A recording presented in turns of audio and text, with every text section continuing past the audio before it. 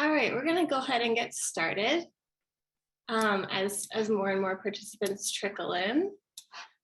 You are in, and thank you for joining us today for Measurement and Circularity, how an NYC bakery uses data to optimize for zero waste.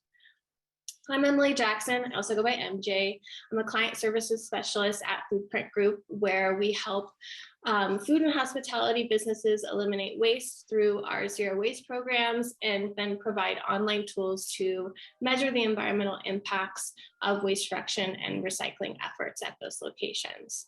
We are thrilled to be a part of Circular City Week, a collaborative festival of events highlighting how circular practices such as designing out waste, reduction, reuse, upcycling, and recycling are transforming urban industries and the city as a whole.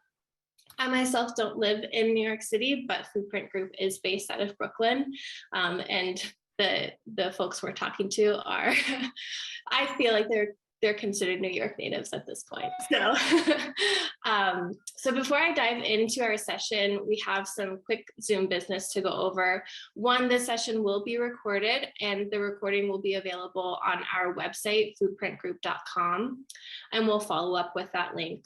All attendees will be muted the entire time.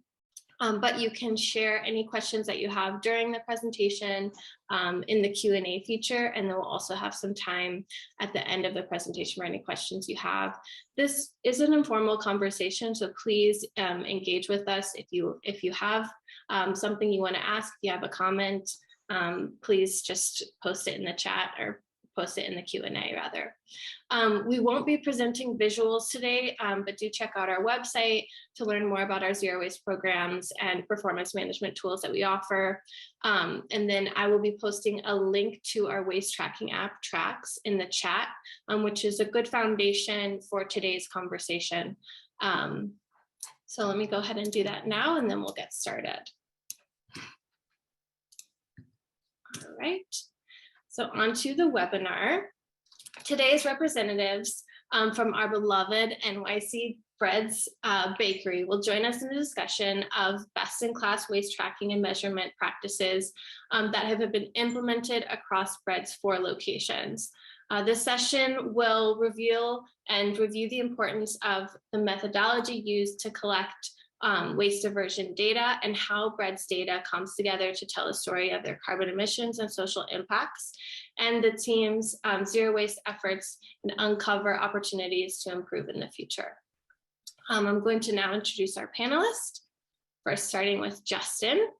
Justin Seegmiller is the general manager at Breads Bakery, a quintessential New York bakery known for their chocolate babka. If you haven't already had it, I highly suggest you take some time today. It's a beautiful day outside.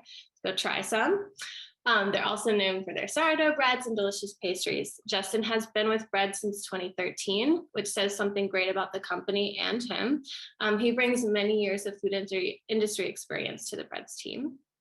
We also have Christina Grace, CEO of Foodprint Group, a circularity business using design behavior change and Foodprint Trax, a mobile web-based reporting app to eliminate waste in food and hospitality groups. Chris is the co-author of the NYC Zero Waste Design Guidelines, a 20-year expert in sustainable food systems, and a trained cook. Wow, Chris, I didn't know the trained cook part. You'll have to cook for me sometime. She also happens to be a wonderful human being and boss. So with that, hello to both of you. Thanks for being here today. And thanks to everyone who's joining from remotely and from New York City. We're super excited to be here today. So let's dive into the questions. Let's start with Justin. Can you tell us a little bit more about Breads? How many locations you have? What's your specialty or niche in NYC? And then what's made Breads Bakery successful? Yeah. So first off, happy to be here. Thank you so much for having me. With Breads Bakery, we have about 4 locations in the city. You said it in your introduction, we're most known for our chocolate babka.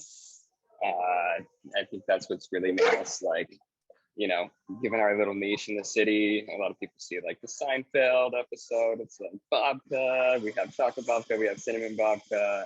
We have a lot of other amazing things. Our sourdoughs are great. And yeah, overall, all of our products are just like top notch. We care about our ingredients and our employees, and we put really a lot of true love into the bakery, and it's great. Yeah. Yeah. Wonderful. Well, again, if y'all haven't taken a visit there, you definitely should. And then can you also share a little bit more about Breads Bakery sustainability goals or the company ethos and what's motivated your company to strive towards zero waste? Yeah, so we started as like a single bakery. We started at Union Square, and like this was back in 2013, when not really a lot of awareness was made to a lot of like restaurants and everything around about like zero waste and things like that. And once we were really made aware of like the footprint that we're leaving on the earth world, we started diving into how we could change it.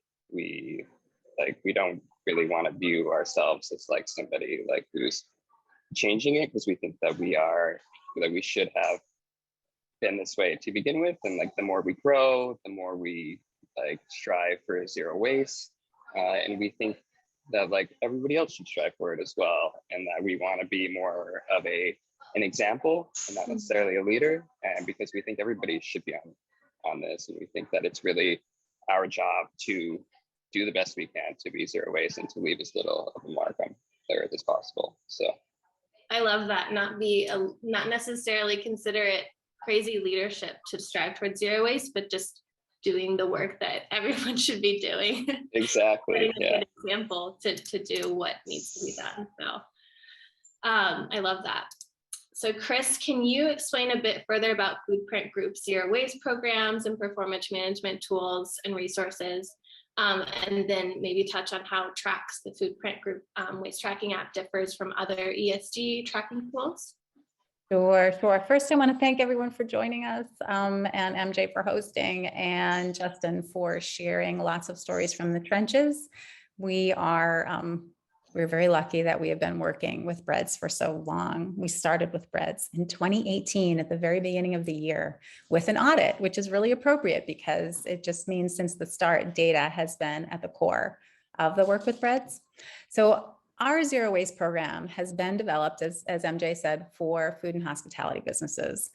And we are, Breads is such a great example because they've implemented pretty much everything. They've really worked with us on putting the basic zero waste program in place that includes our corporate design guidelines, which is color-coded bins and signage and best practice recycling stations, our operations toolkit that really dives into all the things that have to happen for waste management to go properly, for the materials to be properly separated, includes training videos, and it covers general waste management, food donations programs. We'll talk a little bit more about all the different things that Breads has in place, but all that needs to be written down so that when new employees come in, they can be trained.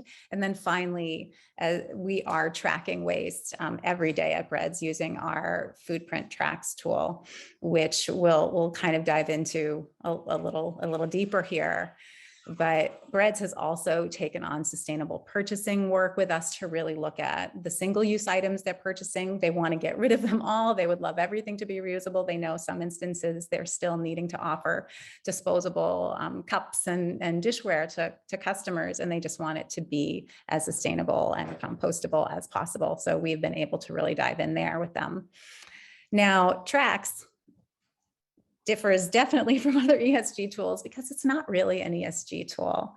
ESG solutions are really meant for companies to comprehensively track their greenhouse gas emissions, and they pull from energy data. They're pulling data off an electric and gas meter and water meters.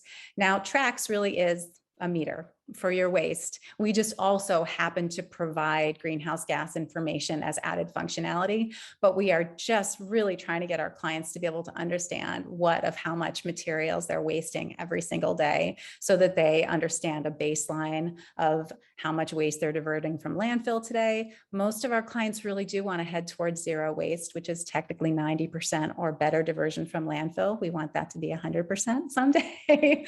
But Trax is a very simple tool where it's a mobile app.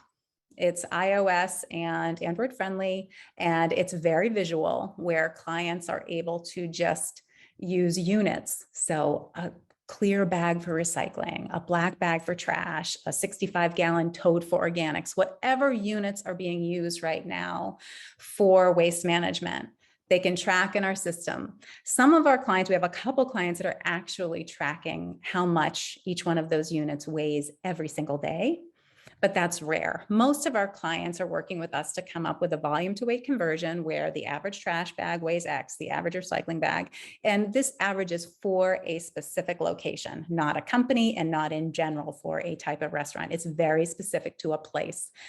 And it makes it so simple that when people are moving waste to a loading dock or to the curb, they walk by a tablet on the wall and they push the black bag button or they push the recycling button. And that data will translate to pounds, to tons, and eventually to carbon, to greenhouse gas impacts.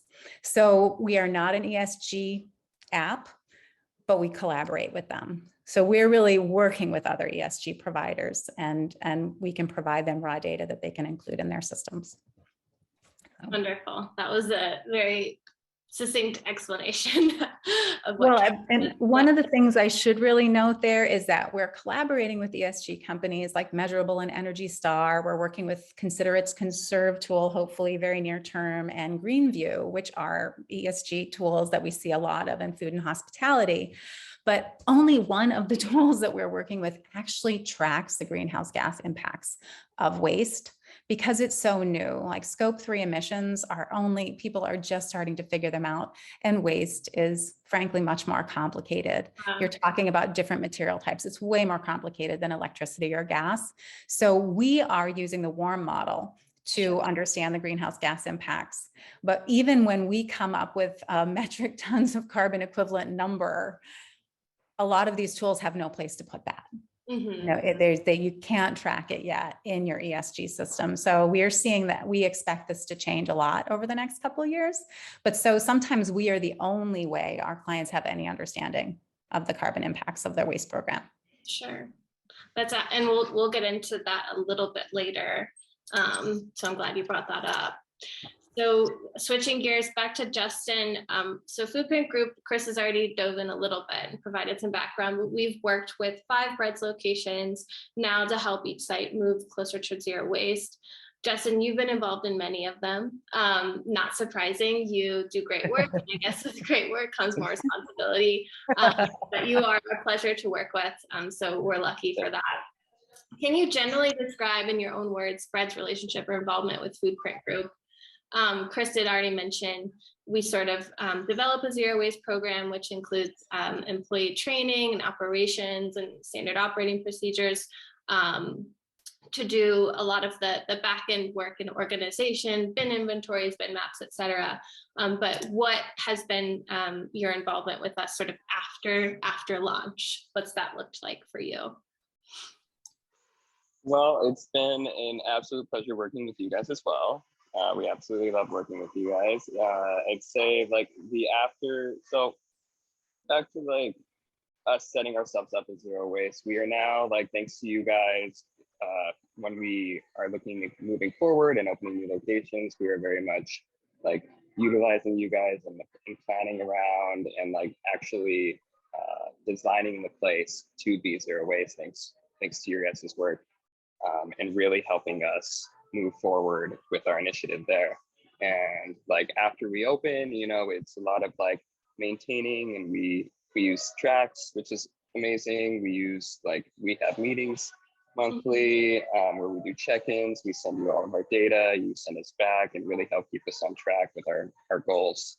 To be a zero waste company. So it's been fun. Yeah. It's a lot of work at the outset, but then after that, it's more about data gathering and then reviewing. And then having those conversations that maybe at the beginning of launching a zero waste program, you can't even think about, but now that things have settled down, those conversations are more like you have room to breathe and you can talk about optimization and improvement towards zero waste. So both, why is tracking important? We'll start with Justin, move to Chris again. Why do you believe that waste tracking is important at all? It's important to know where things are going. So we have compost, we have trash, we have recycling, and as we touched on, it's being counted by like bags, and we take all of that data and we really are able to understand how much of an impact we're having as far as like how much packaging is going into landfill, like how much compost are we able to do, and like once you start like physically seeing it and counting it and like being in with it, you really understand versus like a lot of feel like it gets overlooked a lot. So it's really important for us to pay attention and track and really help reduce our waste. Yeah, can't manage what you can't measure, but I like the tangible feature, like, well, you're actually counting it. This is what I've produced. It's sort of a low-key light the guy who wears his trash on his body and around the beach and carries it around for days. So we're not asking you to do that, but we are asking you to stop and think about it. There's no way and thrown away. So Chris, what about you?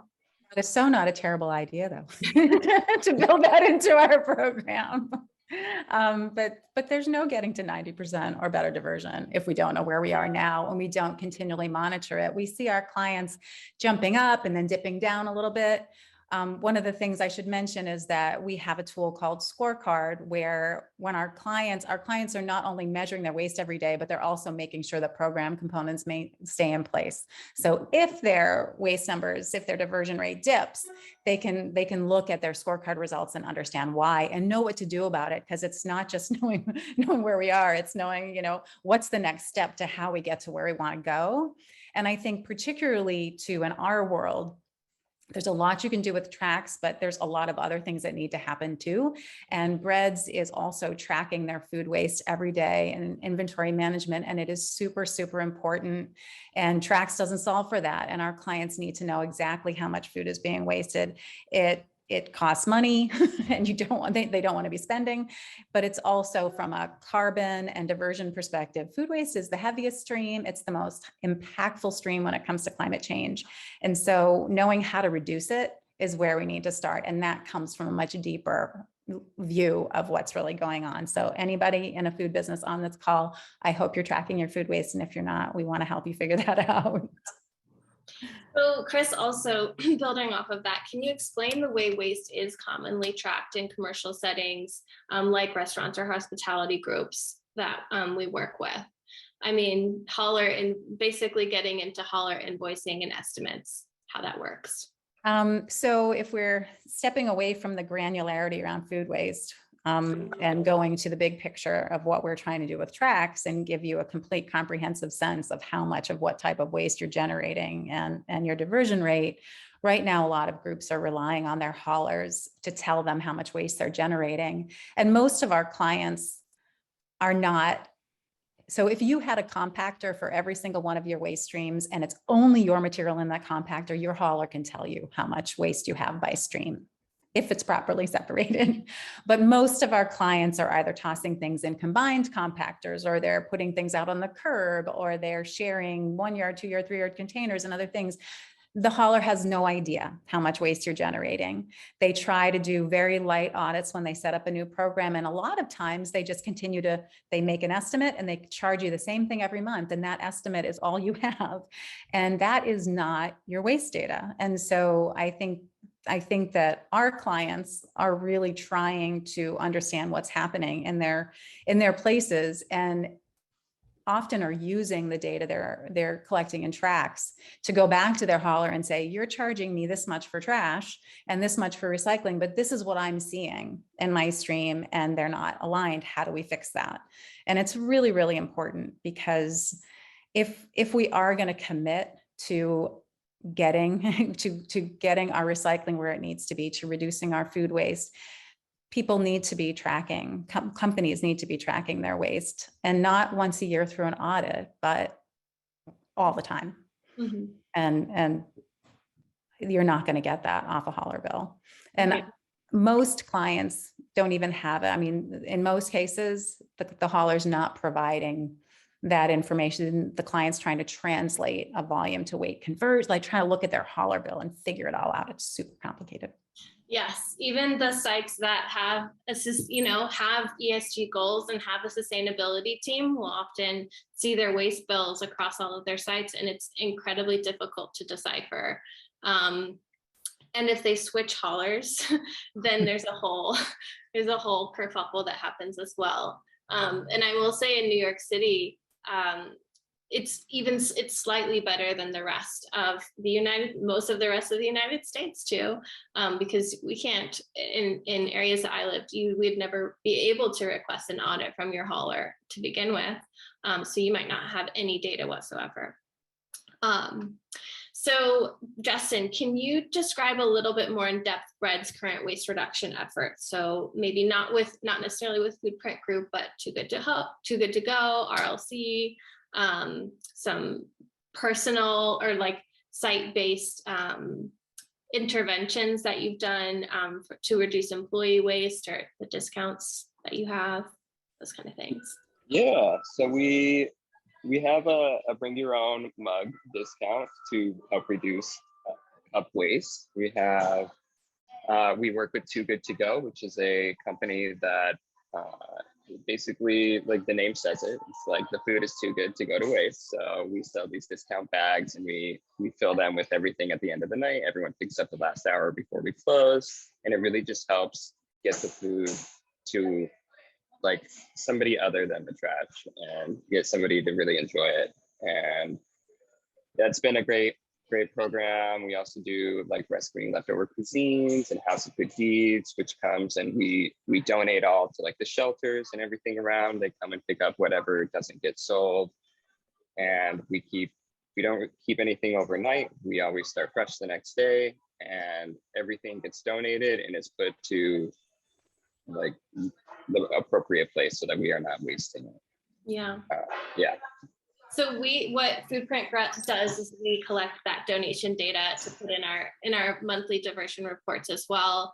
And we're working with Too Good to Go on the back end to get that data as well into our reports. But I think the highlight here for me is when I see your donations reports come in, your carbon emissions reductions like go way up compared to all the other streams. It's like, okay, yes, you have organics recycling, you have mixed recycling, but then when you add in donations, you can really see the carbon impact of not sending food waste to the landfill. So it's always really exciting for me when I get those and I input them, and wow. Okay, so thanks, Justin.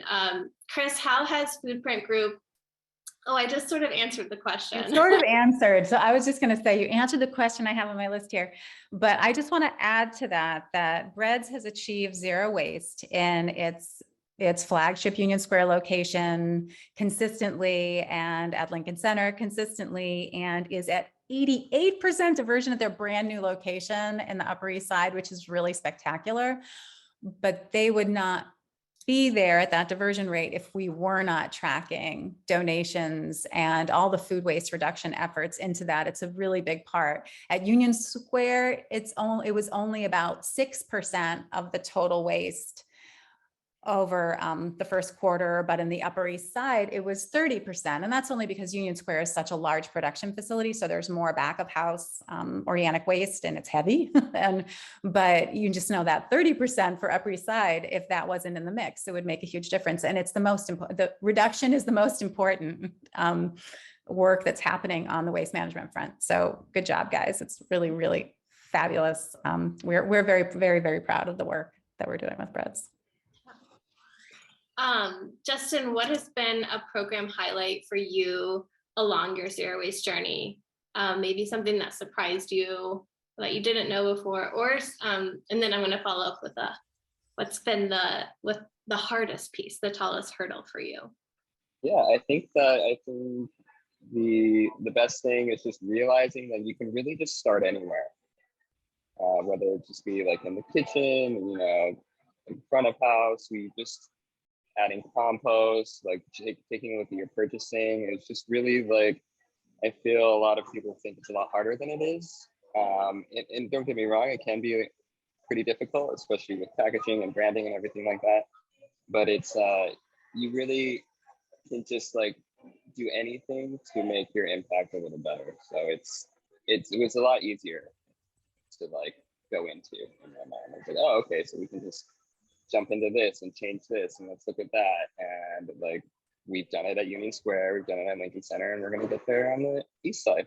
So yeah. And to follow up with what the tallest hurdle is, I'd say, you know, as much as we try to create all these like decals and make it clear to like customers and people like exactly what goes into each bin, you know, you just realize that some people just don't look. They just throw their trash into any bin, and it's up to us to really separate it and make sure that it's all going into the right stream.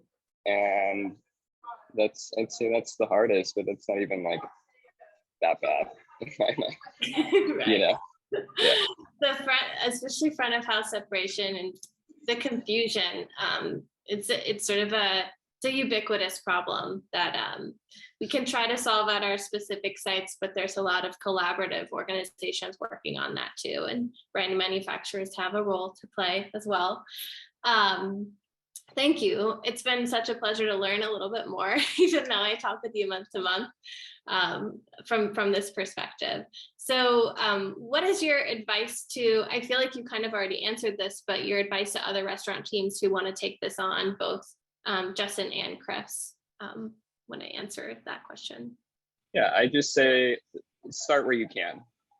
Just take a look at your production, take a look at your purchasing, take a look at front of house, whatever, and just start where you can. It's a lot easier than you think it will be. Yep.